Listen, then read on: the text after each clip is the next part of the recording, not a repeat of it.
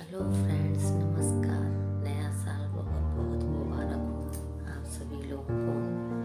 आपका जीवन मंगलमय हो, सब परिवार को शुभकामनाओं के साथ आज मैं एक नई कहानी लेकर आपके सामने पेश हुई हूँ। आज की कहानी कुछ इस प्रकार है। एक गांव में एक ब्राह्मण बेचारा गरीब रहता था। वो बहुत परेशान था। अपना परिवार चलाने के लिए उसे कोई गांव में कोई काम नहीं मिल रहा था। तो वो सोचा चलो शहर चलते हैं, वहाँ से कुछ कमाई हो जाएगी तो फिर बच्चों का पालन पोषण हो जाएगा। तो वो थोड़ा सामान लेकर शहर की ओर चल पड़ा। रास्ते में उसे प्यास लगी तो एक कुएं के पास गया।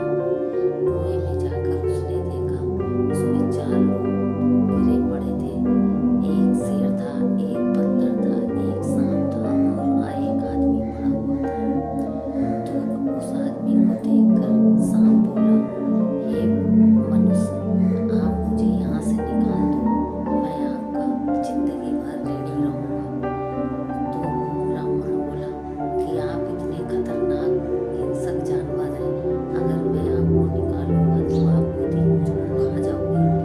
तो कहने लगा, नहीं, मैं ऐसा क्यों करूँगा, आप मेरे ऊपर परोपकार कर रहे हो, मैं आपको नुकसान बिल्कुल भी नहीं पहुँचाऊंगा। आपसे निवेदन है, मुझे कुएं से जरूर निकाल दीजिए। उस ब्राह्मण देवता ने सोचा पुण्य ही परोपकार है, चलो इतनी विनती कर रहा है, मैं इसको निकाल ही देता हूँ। तो उसने उस शेर को वहाँ से कुएं से निकाल दिया। जब शेर बाहर निकला तो उसने उसको ब्राह्मण को धन्यवाद दिया और कहा, आपने मेरी जिंदगी बचाई है। मैं सामने पहाड़ी के पीछे रहता हूँ, आपको कभी भी कोई मुसीबत आ जाए तो आप मेरे पास चलिए, मैं आपकी मदद जरूर करूँगा। और इतना कहकर वो शेर चला गया। फिर उसके बाद बंदर बोला, भैया मुझे भी निकाल दो। तो वो कहने लगा, नहीं, मैं नहीं निकालूंगा, तुम भी मुझे नुकसान पहुँचाया तो। कहने लगा, नहीं, मैं आपका नुकसान नहीं करूँगा और ना ही आपको कोई दिक्कत पहुँचाऊंगा, आप मुझे निकाल दीजिए। मैं बहुत दिन से इसमें पड़ा हूँ और आप मुझे निकाल देंगे, मैं भी आपका जिंदगी भर ऋणी रहूँगा। तो उसने ब्राह्मण ने दया आ गई, उसको भी उसने निकाला। निकलने के बाद उसने भी उसको धन्यवाद दिया और कहने लगा, आपको कभी भी कोई परेशानी हो मुझे मेरे पास चले आना, मैं सामने पहाड़ के पीछे बगीचा है, जंगल है, मैं वहीं पे रहता हूँ। वो भी चला गया। फिर सांप बोला कि मुझे भी निकाल दीजिए। तो वो कहने लगा, नहीं नहीं, आप तो बहुत खतरनाक जानवर हो, मैं आपको निकालूंगा तो आप मुझे डस लोगे। मेरे बीवी बच्चे हैं छोटे छोटे, मैं बहुत गरीब इंसान हूँ। कहने लगा, नहीं, आप मेरे को निकालोगे, मेरी जान बचाओगे, मैं आपके साथ ऐसा कभी नहीं कर सकता, मुझे निकाल लीजिए, मैं आपसे हाथ जोड़कर प्रार्थना करता हूँ। उस ब्राह्मण देवता ने सोचा कि मैंने उन दोनों को निकाला हूँ, चलो इसको भी निकाल देता हूँ। और उसने उसको भी निकाल दिया। वो जब निकला तो कहने लगा, हे ब्राह्मण देवता, मैं आपका जिंदगी भर ऋणी रहूँगा और आपको कभी भी कोई मुसीबत या परेशानी आए, आप मुझे सिर्फ याद कर लेना, मैं आपके सामने हाजिर हो जाऊँगा। और इतना कहकर वो भी चला गया। फिर देखा कुएं में एक आदमी पड़ा हुआ था, उसने भी हाथ जोड़ा। सांप ने कहा था कि अगर इंसान को निकालोगे तो इंसान इंसान की जड़ काटता है, ये आपको नुकसान पहुंचा देगा, इसकी मदद बिल्कुल मत करना। वो कहने लगा कि देखो, मुझसे इन लोगों ने कहा है कि आपकी मदद ना करूं। ये तो वो कहने लगा, नहीं, ऐसा कभी नहीं होगा, मैं भी आपका ज़िंदगी भर ऋणी रहूँगा और कभी परेशानी या मुसीबत में आपकी मदद ज़रूर करूँगा, आप मेरी जान बचा लीजिए। उस ब्राह्मण देवता को उस पर भी दया आ गई और उसने भी उसको निकाल दिया। जब वो निकला तो कहने लगा, मैं पास के गांव के रतनपुर में रहता हूँ, मैं एक सुनार हूँ, आपको कभी कोई परेशानी दिक्कत आए तो मेरे पास ज़रूर चले आना, मैं आपकी मदद ज़रूर करूँगा।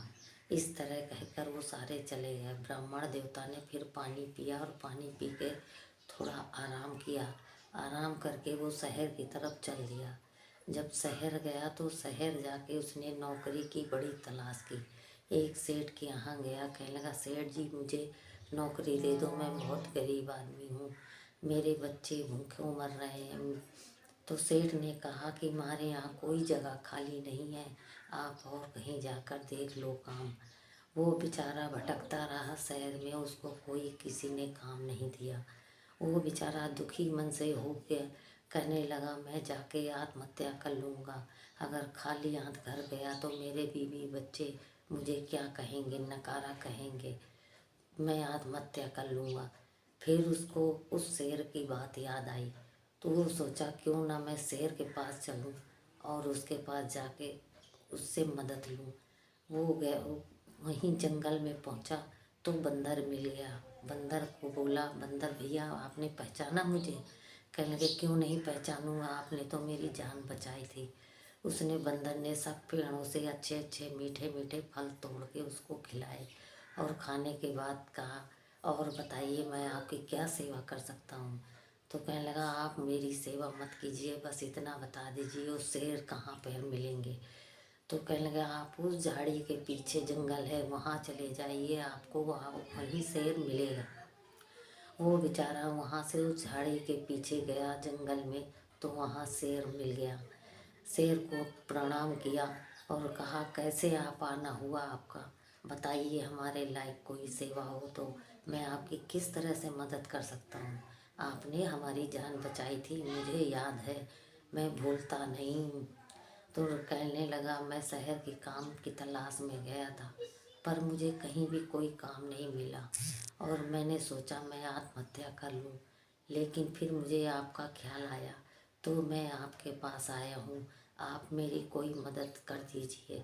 शेर कहने लगा ठहरो आप यहीं बैठो, और अपनी मांद में गया वो शेर और वहाँ से एक हीरे का हार लेकर आया और कहा लो महाराज आप ले जाओ इसे, और इससे बेच के आपको बहुत सारे पैसे मिल जाएंगे, जिससे आप धंधा भी कर लेंगे और बीवी बच्चों को भी खिला पिला सकेंगे।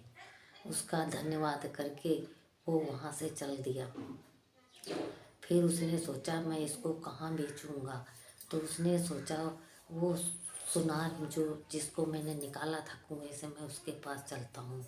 तो वो रतनपुर गांव गया और उस सुनार के पास घर पहुंचा तो सुनार ने उसका बहुत आदर सत्कार किया, खिलाया पिलाया और कहने लगा बताइए ब्राह्मण देवता मैं आपकी क्या मदद कर सकता हूँ।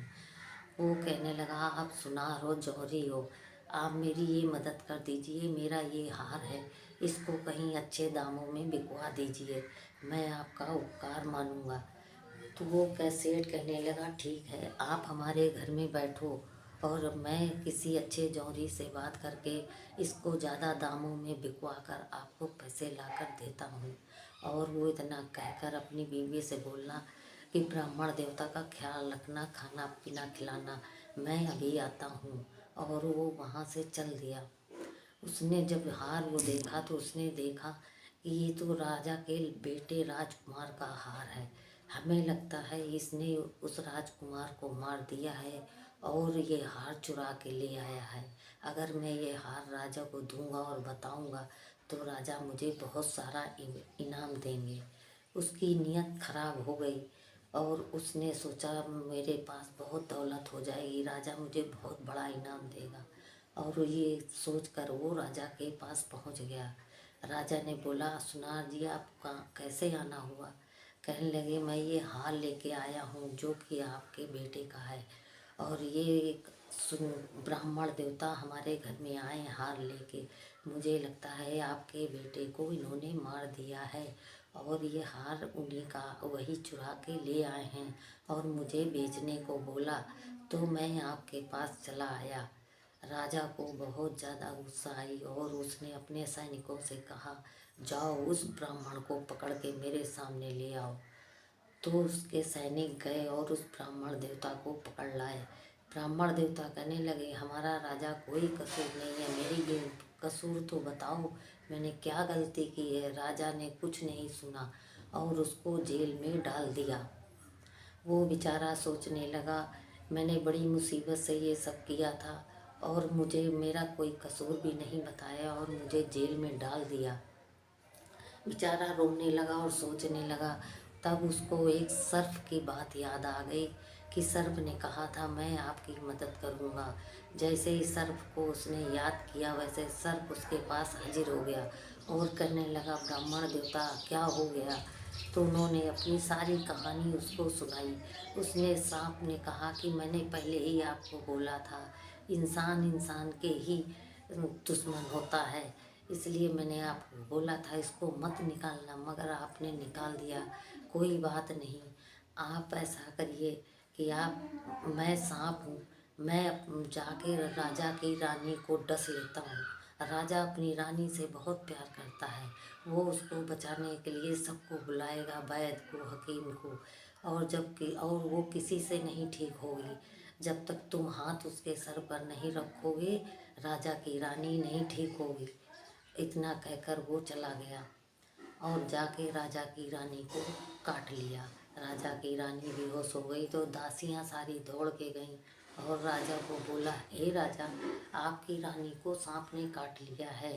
राजा आया, वो देखा मेरी रानी बेहोश हो गई है, नीली पड़ गई है। उसने ढोल पिटवा दिया कि जो कोई मेरी रानी को ठीक कर देगा उसको मैं बहुत सारा इनाम दूंगा। और उसने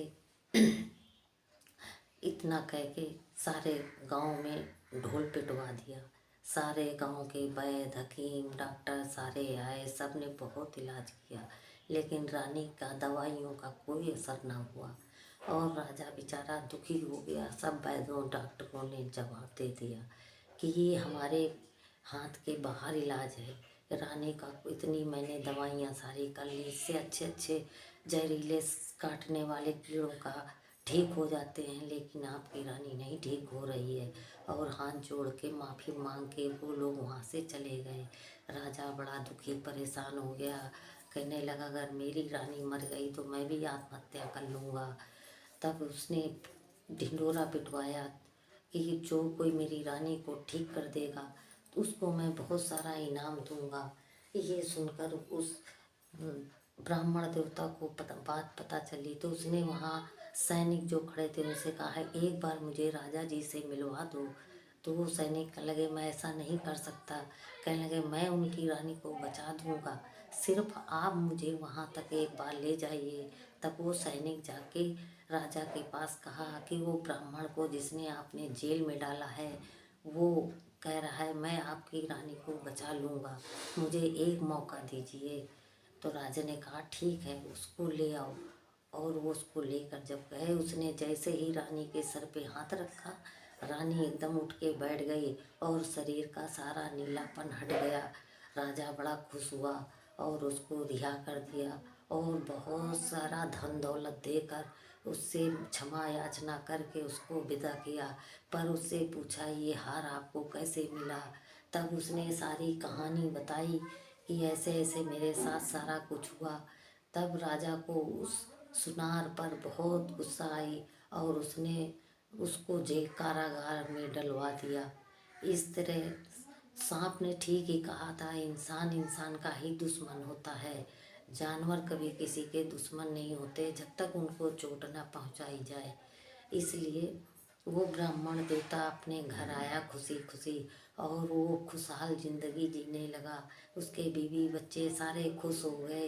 ये मेरी कहानी आज की यहीं तक है।